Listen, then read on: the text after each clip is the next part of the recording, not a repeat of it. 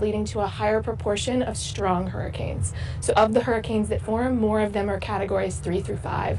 And we're also seeing more heavy precipitation events, so more heavy rainfall associated with hurricanes, which can have really severe flooding effects. And so we're focused now on helping first responders, but also thinking about how we can better plan and prepare for the future.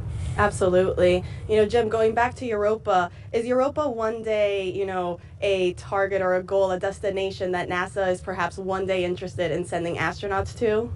It's not a very kind place for human beings with the radiation environment that it has. So what it does set up there is our robotic explorers, which we have done throughout the entire solar system, and now with Voyagers even going beyond that.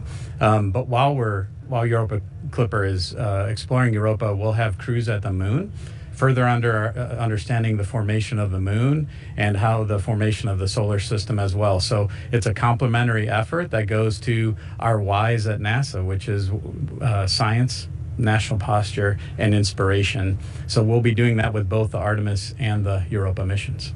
Thank you guys both so much for joining us. Megan, back over to you. Now, the Europa Clipper mission has captured the attentions of people all over the world, even a beloved coach from the show, Ted Lasso.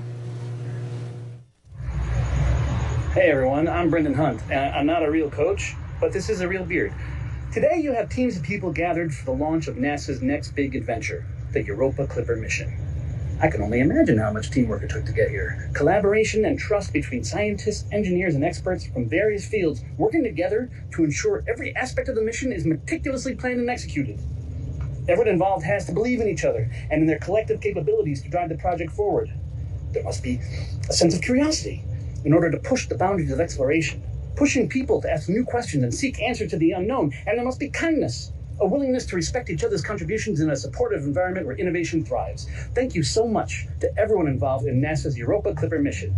This historical project is an inspiration to the country and the world. Teamwork, belief, curiosity, kindness, they can take us a long way. All the way to the moons of Jupiter, which are out there at that. Europa Clipper, baby!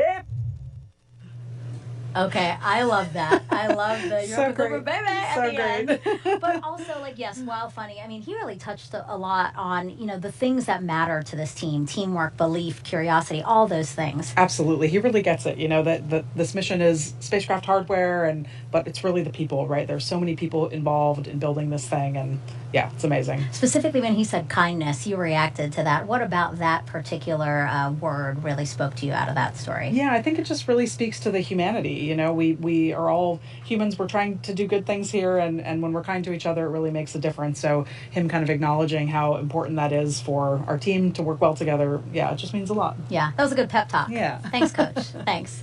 All right, so we are now 22 minutes from liftoff, and we have some time now to take some more of your questions about Europa Clipper Live. So let's roll one video that we have now. Hello, my name is Liam. I'm in the 8th grade, and I was curious to know, is there any land under the oceans of Europa? Yeah, that's a really great question, Yeah. and we do get that question a lot. So there is actually some land underneath the ocean. So if you imagine you're on the Earth, and you're in the center of the Earth, and you kind of come up to the surface, maybe at the North Pole. First, you'd be at the very center where it's really warm, then you'd go through a rocky layer, then some water, and then the ice.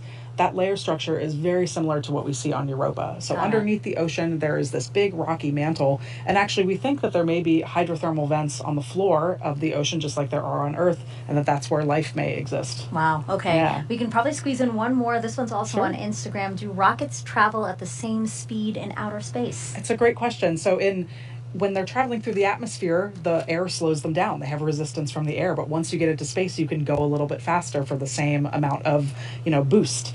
Additionally, once we get into space, our spacecraft is going to go about somewhere between 10,000 miles an hour and 100,000 miles an hour, depending on where it is in the solar system. So we kind of have a huge variety of speeds that we end up at getting out to Jupiter. Wow. Thank you for Yeah. that. Again, thank you for your questions. #AskNASA. Okay, we're coming up on another fueling milestone. Let's check back in with Daryl and Mick. All right, thank you very much. And fueling going well right now. We're watching some telemetry on our screens right now. We've got RP1 on the first stage, about 75% complete, about 70% complete on LOX also on the first stage, but we're almost done loading the RP1 on the second stage. Yeah, stage 2 RP1 load complete, should be finishing up here shortly and getting ready for LOX load on stage 2. So things Stage 2 continuing RP1 to, load is complete. there we hear the call out for a complete of RP1 on stage 2, but things are moving forward with propellant loading, getting ready for launch. And now you see that LOX being vented out of the booster, which is condensing the warm Florida air here, which we have a beautiful day today, so it's really the only cloud that's in sight. Yeah, it's a beautiful sight that you see there on your picture of on the screen of Falcon Heavy, looking really good as propellant load continues. As we look up there, you can see towards the top where Europa Clipper, the spacecraft and the star of the show, is sitting inside of its fairing. You can see the NASA logo at the top, and on this view you can see the Europa Clipper logo, which is just below it, which is a pretty neat design that they made. I want to give you a little closer look at it. It was designed by the JPL team. Cynthia Phillips says she designed it to be something beautiful, something abstract and representational. We actually have a shot of that graphic, if we could pull that up, and there it is. It's a nice logo. The blue-white color scheme represents water ice, the elements on Europa being studied by the spacecraft. The shape looks like a snowflake or an ice crystal, and those two V-shaped portions represent the flybys, each pass of Clipper as it swoops in and then retreats. And then the dot in the center can be Europa, and the star shape can be the spacecraft. They put a lot of thought and design into this logo. Yeah, it's a beautiful logo. Everybody is on board. It's just incredible to me how much the team, the community, and everybody's just excited about this mission and science, as Jenny was saying. And I know she's excited for this also, she and the JPL team. But beautiful logo. Yep, looks good on a T-shirt and on the side of the rocket. Stage 2 LOX load has started. And there goes stage 2 LOX load. So the final tank that needed to be filled has begun as we continue to make great progress tanking this vehicle. We'll send it back to Megan and Jenny. Great to hear that tanking's going well. All right, NASA's ambitious journey to Europa has inspired U.S. Poet Laureate Ada Limon to write In Praise of Mystery, a poem for Europa. It is such a powerful piece. Please check it out. In Praise of Mystery, a poem for Europa. Arching under the night sky, inky with black expansiveness, we point to the planets we know. We pin quick wishes on stars. From Earth, we read the sky as if it is an unerring book of the universe, expert and evident. Still, there are mysteries below.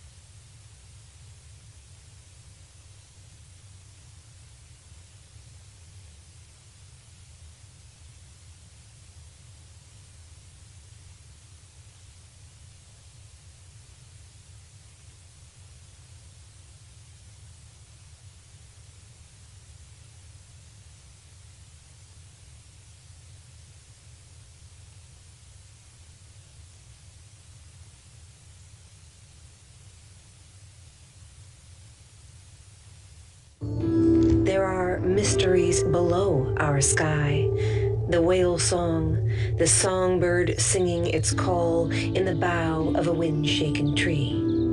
We are creatures of constant awe, curious at beauty, at leaf and blossom, at grief and pleasure, sun and shadow. And it is not darkness that unites us, not the cold distance of space, but the offering of water. Each drop of rain, each rivulet, each pulse, each vein. Oh, second moon, we too are made of water, of vast and beckoning seas. We too are made of wonders. of great and ordinary loves, of small, invisible worlds, of a need to call out through the dark.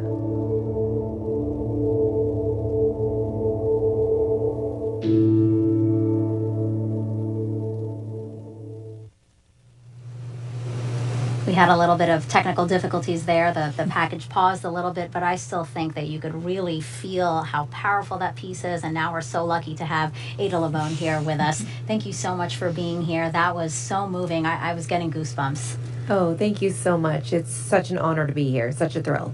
I want to ask you, what made you want to write about Europa, and how did you find, I mean, truly the perfect words for that piece? Oh, thank you. I think for me it was so incredible to be invited to write this poem.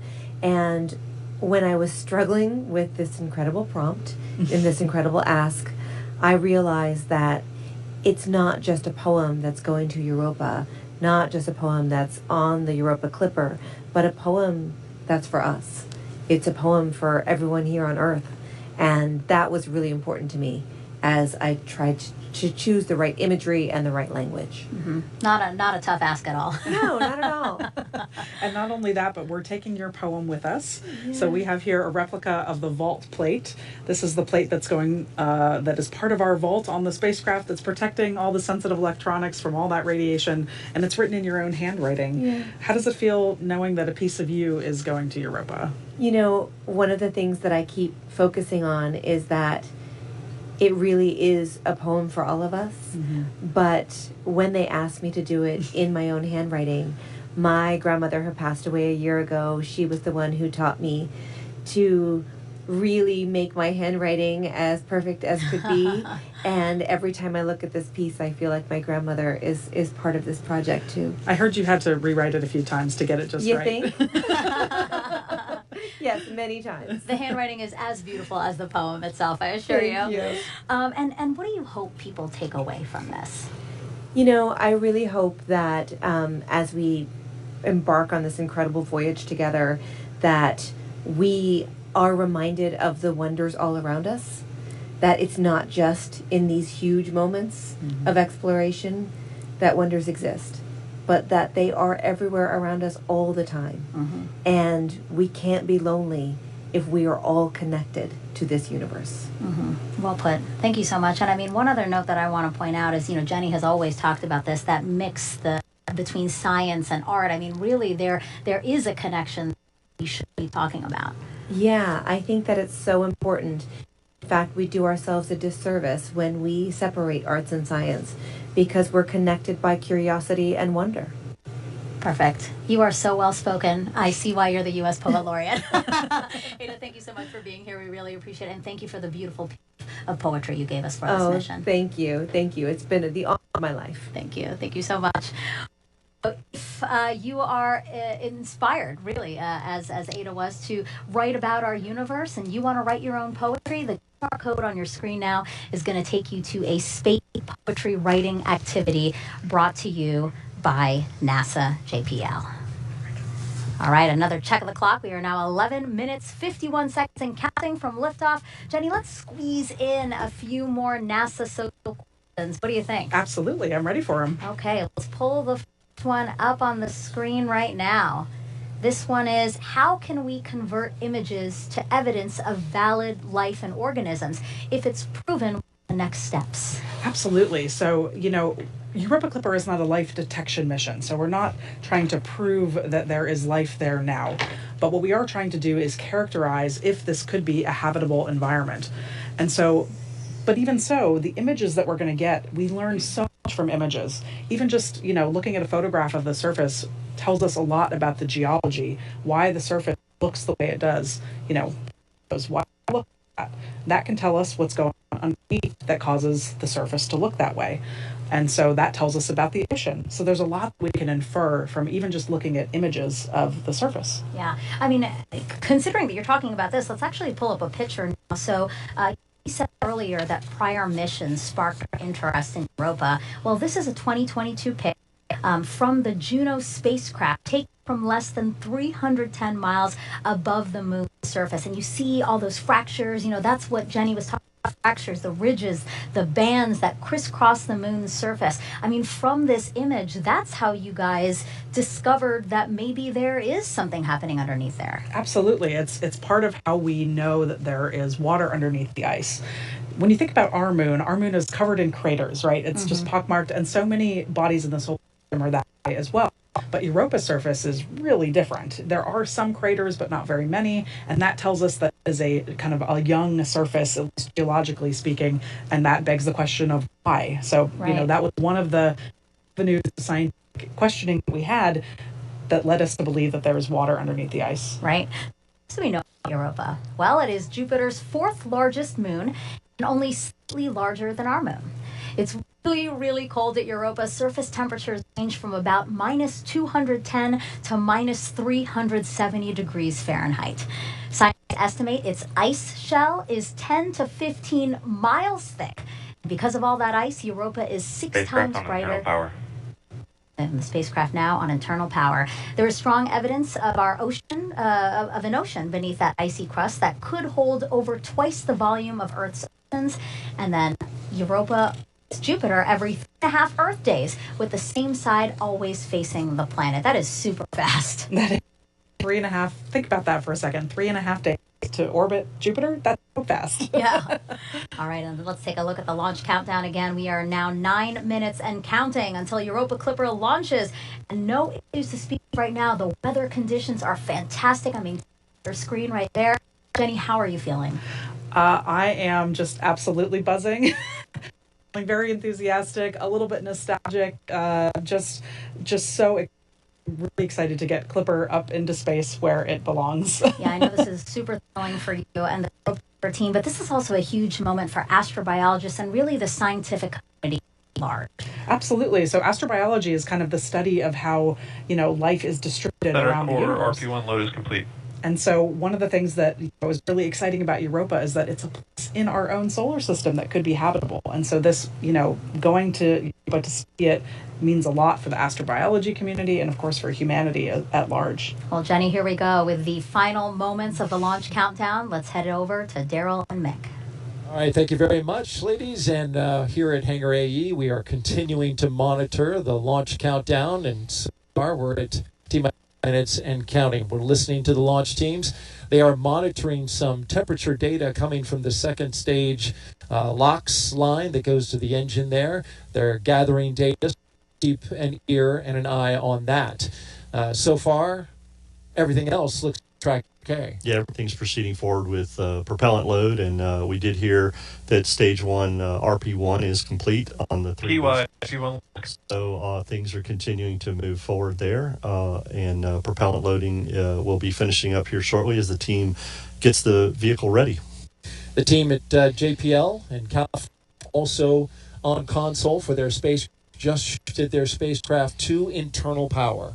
Yeah, they started transitioning into internal power. We'll get full confirmation of that in about 2 minutes, but things are good to go, and things are looking good. Preparations for the spacecraft to move forward. Engine chill has started. There we hear the call for booster engine chill started on the 27 Merlin engines, getting ready for a liftoff at 12:06 p.m. today. T-minus 6 minutes and 45 seconds in counting for liftoff of SpaceX's Falcon Heavy rocket with NASA's Europa Clipper spacecraft. At the very top, it is a beautiful day here in Florida for launching a rocket. NYRP1 load is complete.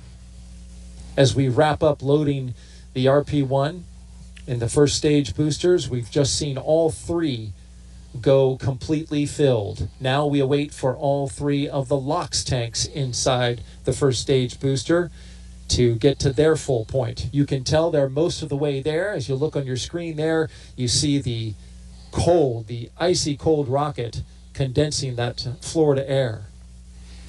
Yeah, the team's continuing to load second stage also with LOX, and we're getting very close. We can see on the telemetry here that the LOX load of the 3 boosters is getting near completion.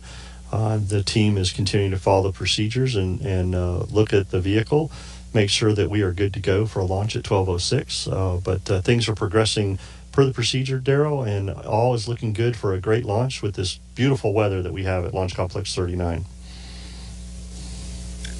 Coming up next, we are going to start configuring the tower, the strong back from the rocket. That happens in a little less than a minute.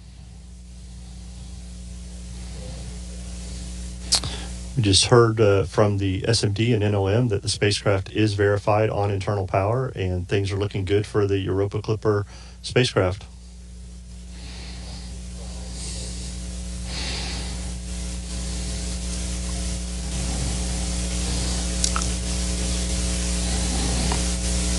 We're also listening to the launch teams as they discuss the data coming in that they're looking at for the rocket. The teams continue to follow the procedure, as I said, and work the loading of propellant, finishing up the topping of the 3 boosters and the second stage. As we mentioned earlier, the 3 boosters are expendable fully. They will not be coming back for landing today. SpaceX is getting the team ready to launch this vehicle today. And you just heard the call out that the strong back is retracting.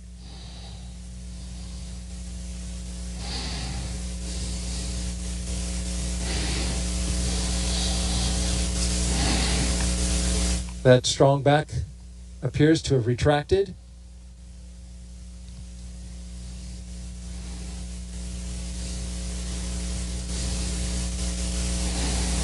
So we're getting some discussion on the nets regarding the second stage. NY LOX load is complete. As we just got completion of LOX load for the Y booster. We're looking for now the center core and the plus Y.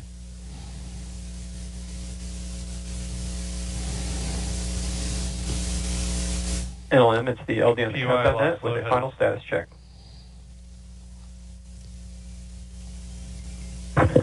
Yes, LD, this is NLM on countdown 1, NASA spacecraft, and the NASA team is go for launch pending resolution of the anomaly. Copy, go pending outbrief of the issue being discussed on the anomaly net. Affirmative. Okay, Tim, so they've mentioned that they're working an anomaly. Tell me a little bit about it. Yeah, so as we mentioned, they're monitoring some temperatures on the second stage, and things are the teams continue to look at that as they continue filling second stage with liquid oxygen. They're continuing to look at that and monitor Center that core, as far as they can into the count. So things are continuing to progress forward with LOX load. Center core is just finished up, so all 3 boosters are filled with LOX and RP1. The second stage has RP1 on, and we're getting near completion of stage 2 LOX load as the team continues to look at that temperature in the second stage. But we did hear NASA launch manager Tim Dunn tell Charlie Meyer, SpaceX launch director, that they are go for launch pending the resolution of this temperature issue. So the team is continuing to work that, and the team will continue to progress forward in their procedure. And so these discussions are happening very quickly as we are counting down now inside the final 2 minutes until liftoff. Absolutely, and we just heard that stage 2 LOX load was complete, and the team is working that. And as you said, this is what they do in the last few moments before launch. They're working their procedures, following their processes, and having these discussions. But we are still progressing forward towards a T0 of 12:06. And things are progressing forward for the launch this morning, or this afternoon. We are now 90 seconds until liftoff. Weather is 95% go. These boosters on the outside, they have flown before the Psyche mission a little more than a year ago. They are back on the pad along with a brand new center core booster and a spacecraft bound for the Jupiter moon Europa. Yeah, Daryl, I can confirm, listening to the Heavy teams, that everybody is go for launch. They have resolved the temperature issue they were looking at on second stage. Everybody's given the go for that, and Falcon is in startup, so the flight computer has taken over, and we're getting ready for the SpaceX launch director is go for launch. And there we hear Charlie Meyer say that SpaceX is ready for launch. and Europa Clipper getting ready to lift off. And there's a great update as now it vents out the locks inside the line of the transporter erector. We are inside of 30 seconds. 30 seconds and counting.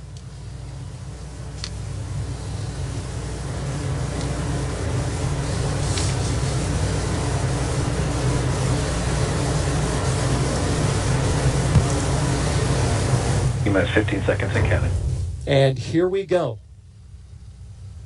10, 9, 8, 7, 6, 5, 4, 3, 2, 1. Ignition. And liftoff. Liftoff of Falcon Heavy with Europa Clipper, unveiling the mysteries of an enormous ocean lurking beneath the icy crust of Jupiter's moon, Europa. Engine chamber pressures are nominal. See that the chamber pressures are nominal as we hear. All 27 Merlin engines look great. Rocket beginning to roll. Putting down 5.1 million pounds of thrust.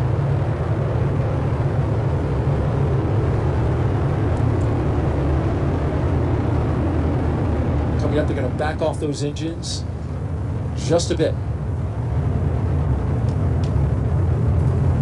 Ready to head into max Power and telemetry nominal. We hear that power and telemetry on the vehicle are good there. Everything's looking really Falcon well. Heavy is supersonic. They have reduced power in the center core to get through max Q, maximum dynamic pressure on the launch vehicle as we approach that. The two side boosters at full throttle. A beautiful shot there as our camera team Max Q. locking into the rocket on a clear blue sky. The view from the booster cam back down on Earth. And there we heard the call for max Q. The vehicle is passing through maximum dynamic pressure. Next thing up in about 2 minutes will be booster engine cutoff, where we see the two side booster engines, all 18, shut down and get ready for booster separation. But the vehicle is performing very well. Looking at all the telemetry that we have, power and trajectory are nominal. We've been flying for just under 2 minutes so far.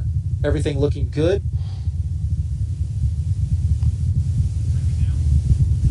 These side boosters, once they do their job, they will be expended.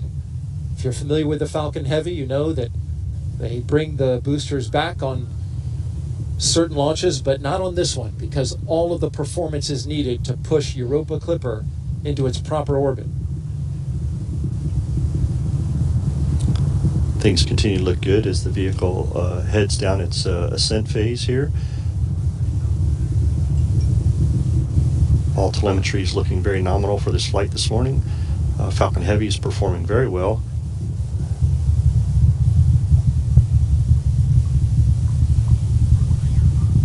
Now we're just about 30 seconds away from separating those side boosters. Their engines will cut off first, then they will separate. MVAC is chilling. Starting to chill down that MVAC D engine in the second stage. And that's where we need to get the engine chilled to the proper temperatures before flowing liquid oxygen and RP1 into it. So they're conditioning the engine to make sure things are ready for when it's ready to start up. Stand by for booster separation. Booster engine cutoff. Side booster separation confirmed. And there they go. Those two boosters previously flown on Psyche. This will be their 6th flight. We thank you for their service this morning. They did a great job of getting Falcon Heavy and Europa Clipper on its way as the center core takes over and continues mission down its ascent. Things are looking really good in the telemetry.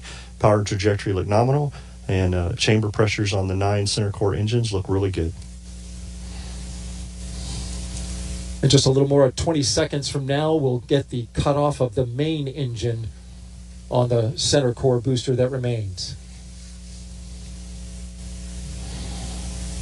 4 seconds after that, we will separate. Flying out over the Atlantic Ocean. There's a look from inside. There we see stage 1 Stage shutdown separation confirmed. and stage separation from the center core. Getting ready for MVAC startup, SES-1. We're getting some applause here in the Mission Directors Center, and there you see the MVAC-D engine lighting up. Next thing up in about 10 seconds will be fairing separation. NYPY FTS has saved. And the fairing has protected Europa Clipper on its ascent up into space, but once we get into space, we don't need that fairing anymore. There they go. Confirmed.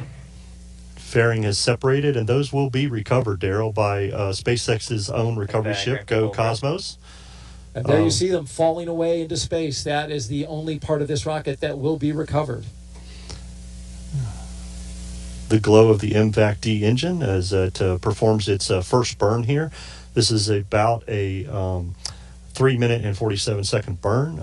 Things are looking great. Matter of fact, this is one of the shortest first burns that has been done on a Falcon Heavy by SpaceX, but it is required to get us into that parking orbit for that long coast that we have to get ready for the interplanetary trajectory that we're going to need to get Europa Clipper on its way that we heard Jenny talk about to get those Earth Assist slingshots as it heads on its way for its mission. So things looking really good this morning with the performance of the Falcon Heavy. MVAC is performing well, and everything looks good thus far in today's mission. Usually those burns are the other way around, with a longer first burn and the shorter second burn, but in this case it is reversed. As we look at some crystal clear views of the MVAC-D engine, the stage 2 that's carrying Europa Clipper. Orbital light is shining both on the spacecraft, the second stage, and on planet Earth. Center core FTS has saved. There we've heard that the flight termination system on the center core has been saved as it heads back to splash down. Things are looking good. I can tell you, Daryl, we had a beautiful weather day for launch. And as we're looking at MVAC flying in space with Europa Clipper, it is such a gorgeous view with Earth behind it. And so we could not have had a better day for a mission launch today. No doubt about it, Mick. It was simply gorgeous.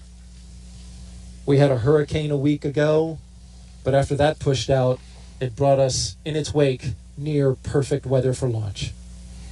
And now we're into space, dealing with the harsh conditions up there. Stage 2 FTS is saved. Stage 2 has made its way into space, far enough away for us to be able to safe the flight termination system from a safety perspective. We're about a minute away from second stage engine cutoff as we'll see the MVAC-D shut down and get ready for a long coast, getting Europa Clipper into that parking orbit and on its way for the next firing that we will have, the second stage, number 2, to get it into that interplanetary transfer orbit that we need to get Europa Clipper started. So things looking very well this morning. We're about 30 seconds from that stage engine cutoff, which we refer to as SECO 1. That's right. We'll get into that. Get into that coast phase. These views brought to you, of course, by ground stations across the track that are pulling in the high resolution data from the cameras. Burn looking good, just a few seconds away from cutting off from that first burn.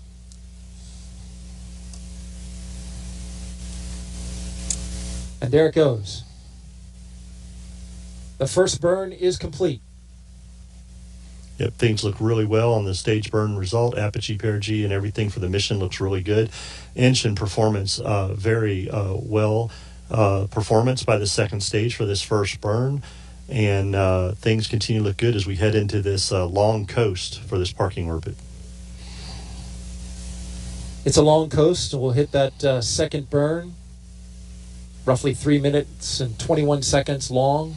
This one was roughly 3 minutes and 9 seconds. And Mick, you saw the data from it. All looked pretty good. Then there you go. The confirmation. We're hearing confirmation that we have nominal orbital insertion as we were looking at the telemetry here, Daryl, that things looked very good. Stage 1 and stage 2 performed very well on that ascent flight. And we'll continue to follow stage 2 to get ready for that second burn. And then, of course, what we're really looking forward to, Europa Clipper separation. It's going to be a beautiful moment. If the pictures are as clear as we've seen so far, we will see it in all of its glorious detail. All right. We will continue monitoring the coast phase of the second stage with Europa Clipper. And we will bring that to you. Of course, any updates that we have, we'll check back in with you in a little bit. But for now, let's send it back to the host desk with Megan and Jenny. Oh, wow. I mean, if you're just joining us, welcome live to Kennedy Space Center in Florida, where we just saw a SpaceX Falcon Heavy rocket soar off the launch pad with the Europa Clipper spacecraft. I thought... I'm surprised you're here and composed, to tell you the truth. Yeah, you did a good job of keeping me upright watching the launch. Yeah, how are you feeling? How was it to see that and feel that, too? I mean, that was honestly one of the loudest and most powerful rocket launches that I've personally felt here on the Cape. It was very emotional in a good way, right? Just kind of overwhelming with just the awe of it, and that it's finally going up into space, and I feel almost at a loss for words. Yeah, I know. She was like, I am sobbing. She just kept saying, I am sobbing. I am sobbing. But everybody can understand that, right? I mean, and this is one of my favorite parts of being part of the broadcast, because I do get to watch it with the co-host, and really, this is so much of your life that you're seeing culminate in a rocket launch. It is. It's a huge, again, it's almost indescribable, just the amount of time and effort and all the people involved that got us to here, and to witness that moment is just unlike anything I can describe. And can you believe it? We are still very much at the beginning of this spacecraft's journey. It is headed for Jupiter's icy moon Europa, which scientists believe could be the best chance of finding the ingredients for life outside our planet. It will take the spacecraft 5.5 years to travel the nearly 2 billion miles to Europa. This is a mission developed by NASA's Jet Propulsion Laboratory in California and Johns Hopkins University's Applied Physics Laboratory in Maryland. Now, Jenny, why does the team think that Europa is the best chance of finding those ingredients for life as we know it? Yeah, on this planet, everywhere we find water, we find life. And so, that we think that there's this massive ocean of water underneath the ice on Europa is just, how could you resist, So we think that Europa has that water. That's one of the key ingredients for life, along with the chemistry and the energy and the time. It's been kind of simmering away for a long time. Sure. It's a great place to go explore. And how exciting would it be, right, if we could verify that there are the makings of life as we know it on Europa. So let's dig into the science that is going to make this possible. We have several ocean worlds in our solar system. And by exploring Europa, we're getting a taste of what these ocean worlds are like. Europa probably has beneath its icy surface a global ocean of water. We think there are thermal vents in this vast subsurface ocean. There may be primitive organisms there, similar to the original primitive organisms on Earth from which we all evolved. I just love Europa's surface. I think it's one of the most complex surfaces in our solar system. Typically, when you look at another planetary surface, it's covered with craters, just like our moon. There are shockingly few impact craters. That means something is going on to erase the craters, just like happens here on Earth, and on Earth we call that geology. One of the key questions right now that we have about Europa is whether or not there's plume activity. Plumes are one way that you can definitely get ocean material to the surface. We really need a spacecraft in the system that's watching Europa to see when those plumes are happening, if they're happening. Europa Clipper is orbiting Jupiter, and it's performing 49 flybys of Europa. Each time we make a flyby, we turn on all of the instruments at once. Most of us know about cameras because that's what our eyes see, but there is a whole slew of other instruments on board Europa Clipper that expands our vision. We have 4 different instruments that we're really using to take images of Europa's surface. We have the visible wavelength, the near infrared, the far infrared, and the UV, the ultraviolet. We're hoping to see evidence of change, new cracks, new surface colors that indicate different materials maybe have moved around or come up from the subsurface. We have an instrument that can sniff the very thin atmosphere, the gases, and determine the composition with extreme precision. And we have another instrument that can tell us the composition of dust particles. We have a magnetometer and a plasma instrument that are going to be studying that magnetosphere environment that Europa is sitting in and Jupiter's magnetosphere environment. The magnetic field of Europa, in turn, can tell us about the properties of the ocean. How thick is it? And how salty is it? And then we have this novel ice-penetrating radar that will try to get below the ice shell. Last but not least, we have a gravity experiment using the communication system of the spacecraft. And from that, we can get essentially a map of the gravity field.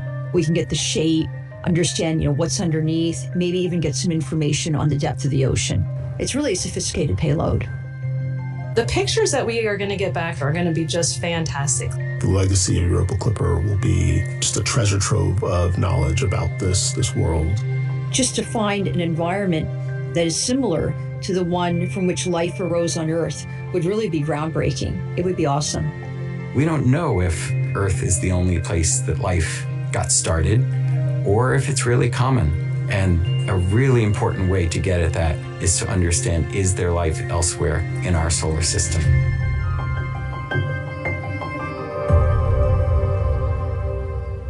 And we were proud to host JPL directors here at Kennedy for launch. She's with Tony now, and they both had a spectacular view of launch.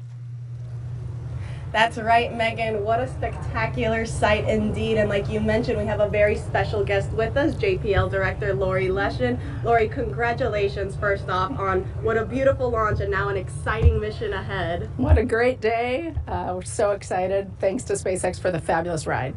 Absolutely. And, Lori, what would you like to say to the teams who have put in so much hard work and dedication, to this mission? More than 4,000 people across many different organizations have worked on Europa Clipper, and we're so proud of them and so grateful for their hard work, for their families who supported them, and especially the 150 or so with us from JPL who rode out the hurricane here.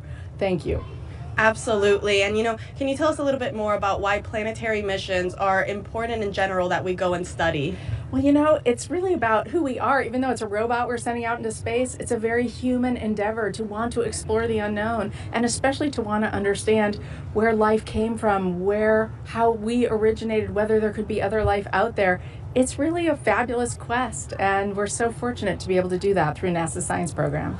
Definitely. And, can you tell us a little bit more about the Europa Clipper vault plate and why teams decided to include one? The vault plate is so wonderful. It builds on a great history. People know about the Voyager Golden Record, which carried messages from Earth into deep space. It's kind of following in that tradition, and to have a special poem written by Ada Limon, the U.S. Poet Laureate, we're over the moon, over Europa, about being able to carry her words with us and to carry 2.6 million names of Earthlings with us as we go explore Europa. Absolutely, a lot of special mementos on there indeed. Now that launch has occurred, what are some of those key milestones that the teams are going to be looking out for on its way, on Europa's way to Jupiter?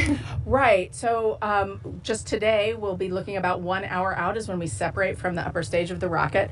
3 or 3.5 hours out is very important because that's when our solar arrays, those giant size of a basketball field or basketball court solar arrays, deploy. We need those because we need power. And then in just 4 months' time, we'll fly by Mars for our first gravity assist. So it's going to be excitement all the way along on our way to Jupiter. Absolutely. Lori, thank you so much for joining us again here today. Back over to you, Megan. Thank you to Lori and Tony. And now I want to bring back Raquel, who's live at NASA JPL in California. I know the team, like here, erupted into cheers when the rocket lifted off. But now, Raquel, they're back at work and looking forward to what's next, right? That's right. There was lots of cheering over here, but now here is a live look from inside Mission Control. You can see the team is getting ready for Europa Clipper's next milestone. Now, we showed you them gearing up for this moment, and now they wait for acquisition of signal, but there's a lot happening in there that you can't see. That's why I caught up with Mission Manager Tracy Drain. So let's take a look at a behind-the-scenes breakdown. And Tracy, tell us about the space here in Mission Control. Here in Mission Control, you'll see a lot of folks who are paying attention to the configuration of the spacecraft before launch. But our main role is to catch the baby, that's Europa Clipper, so that we're ready to control it once it's well on its way. And you'll be right up front here with your headset on, talking to everyone in the room. Can you tell us what is going on behind the scenes? Sure. I, as mission manager, am making sure everything's running smoothly here and communicating status to our project manager in Florida. Next to me is the flight director, whose job is to do what their title sounds like, direct or guide the people in the room through the detailed steps of the procedure. So if the flight director is guiding the room, who in here is talking to the spacecraft? The primary engineer talking to the spacecraft is the ACE. They're paying attention to the link between the spacecraft and the deep space network on the ground. They actually get to hit the button that sends commands to the spacecraft when we're ready to do that. Behind them is Telecom, who's responsible for all the hardware on board, the radio, making sure that that's working so the spacecraft can communicate to the ground. And there are some other roles too who are ensuring that the data from the spacecraft is coming to this room properly. The phase lead sits over here, and her job is to understand all the things that are supposed to happen before and during launch, so that if things start to go a little sideways, she'll be heavily involved in making sure we understand how to deal with them. Navigation are assessing and understanding the track that the spacecraft is on once it separates from the launch vehicle, so that the antenna on the ground can point to it and track it.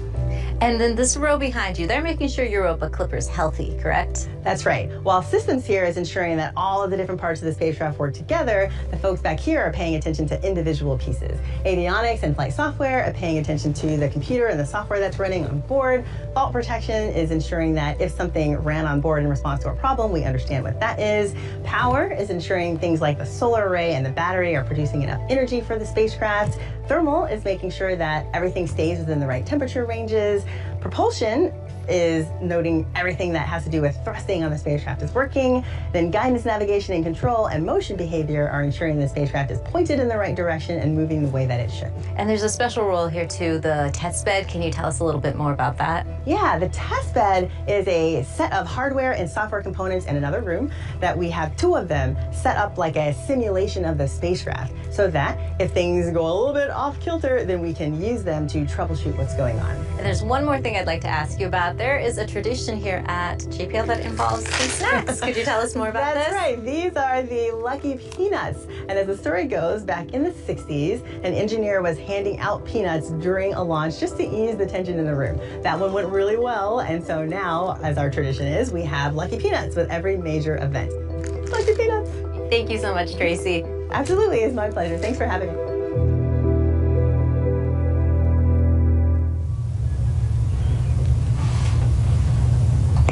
As you can see, Tracy is here now, and the entire Europa Clipper team are in high gear. This isn't the only room where the team is hard at work. Let's take a live look at an additional operation room. This is where an overflow of the team is working during and after launch. Megan, back to you. Thank you so much for that video and tour, Raquel, because it really was cool to see all the people, again, that is making this mission possible. And we have even more people for you all to meet. Take a look. Humans can be pretty smart, and we do discover a lot of great things, but there is still so much that we don't know. This is like one of the most exciting times to be working in space. I feel very fortunate and privileged to be supporting this mission. Europa Clipper is NASA's flagship mission to explore a moon of Jupiter called Europa. Here's our Europa Clipper spacecraft being built. How do you build a spacecraft to go visit a world that exists inside of this extreme environment? What we're looking for is what's underneath the surface. My name is Valeria Salazar, and I help put together all the hundreds of different components that make up Europa Clipper. My name is Andres Rivera. My name is Jenny Kampmeyer. My name is Sarah Elizabeth McCandless, and I am an interplanetary navigator. I'm Deepak Srinivasan, and I work to make sure that we can communicate with the Europa Clipper spacecraft. And making sure that Europa Clipper makes its way to Jupiter safely. I work on Europa Clipper, helping science fiction become science reality.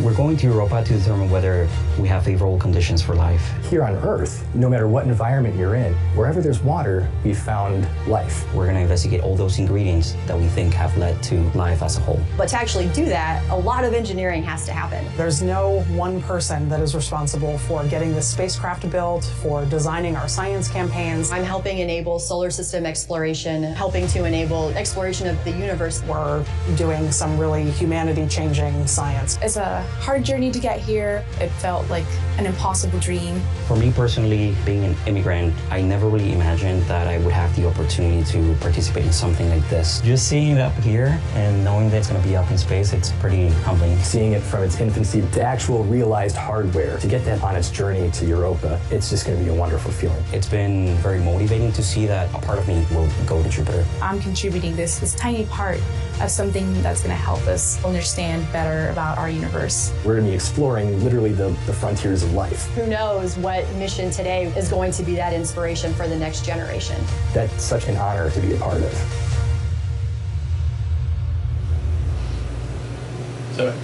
Jenny, I love how emotional you get every single time we see some of the members of your team. And what's incredible is, you know, we did meet a lot, but that's still a fraction of the people who work on this mission. Absolutely, and it's like a fraction of a fraction of a fraction. I mean, we totaled it up recently, and there are thousands of people who have worked on this project over the years, so it's amazing. Well, and you said some people have been working towards this mission for 25 years, so that is really easy to believe. Absolutely, and you know, every single one of them has worked really hard for this day. Wow.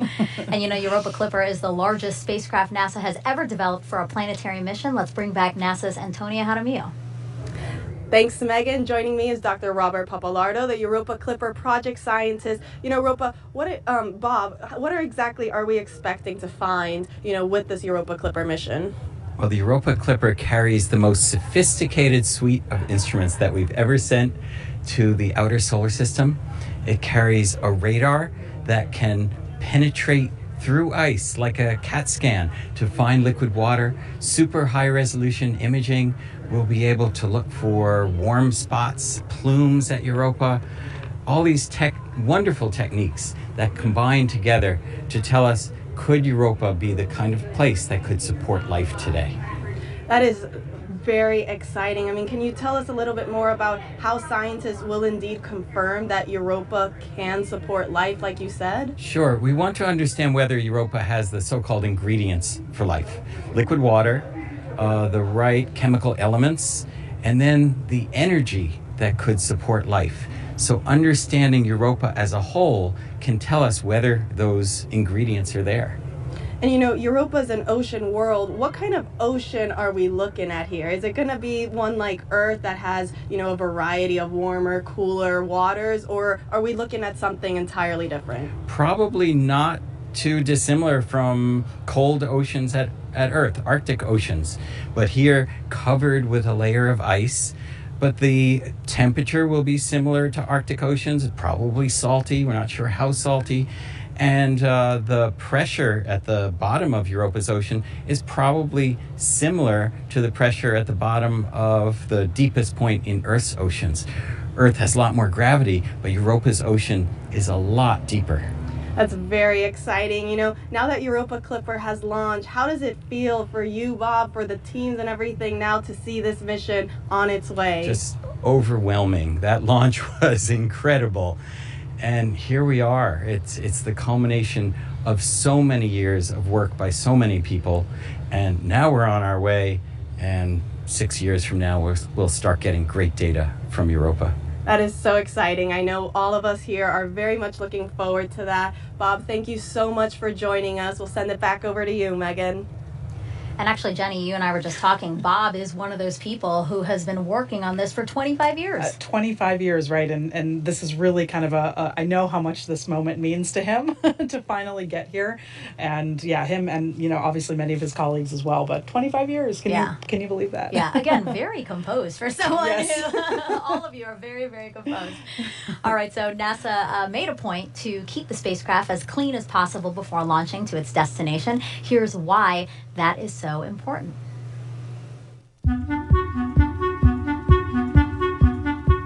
I have the coolest job on Europa.